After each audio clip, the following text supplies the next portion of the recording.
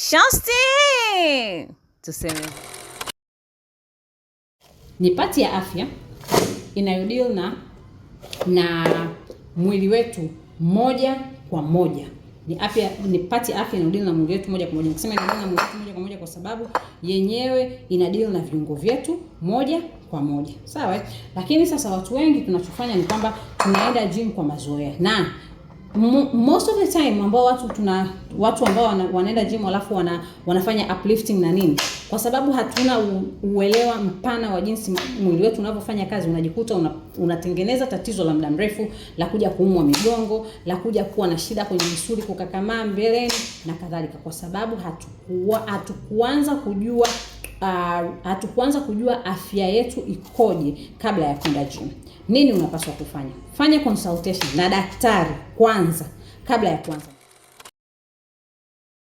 Nini maana ya kutapanya pesa? Kutapanya pesa ni matumizi ya pesa ambayo hayana mpangilio maalum kwa vitu ambavyo tumeaminishwa tunavihitaji au unahisi unavihitaji, lakini ukija kuuhalisia ni unatapanya pesa.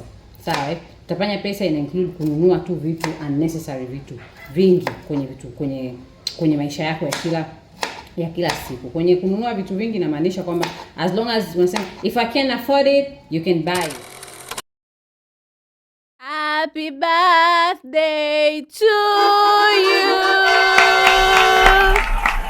Woo! Hii ni birthday wish maalum kwa watu waliozaliwa April.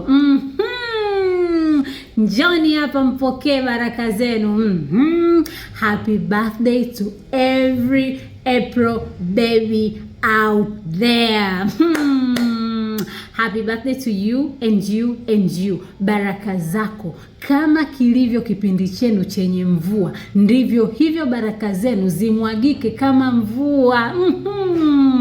Ndivyo hivyo Mungu awaneemee kwenye miaka yenu na kwenye mwaka huu kama mvua inavyoshuka katika kipindi chenu cha April. So this is the birthday wishes to every April baby. To you, Mwenyezi Mungu akubariki. Mwenyezi Mungu asikuache. Mwenyezi Mungu huyu kama anavorutubia ardhi katika kipindi chako ambacho ni cha mwezi wa 4 uliozaliwa, ndivyo hivyo afanye kwenye maisha yako. Happy birthday to everyone who born in April. Kisses. Mwah, mwah, mwah. Happy birthday to you. Woo! Kisha unafanya usafi wa kabati lako la nguo kama unavyofanya usafi wa hizo nguo unavyozipeleka kabatini. Upo? Salamu ziwafikie wamiliki wote wa kabati ambalo lina mende.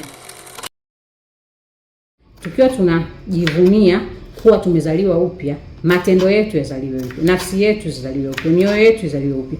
Tuwe wakati wa majivuno hayo ya kwamba mimi ni fulani, mimi nimemshika Yesu, mimi nimezaliwa upya. Hakikisha uzalio wako upya umetoka ndani yako, na sio tu kwa sababu unataka kutuaminisha sisi duniani, sisi binadamu kwamba mimi nimezaliwa upya. Lakini je, unaziishi amri zake? Je, unashika yaliyo mema? Ndiyo maana ubatizo.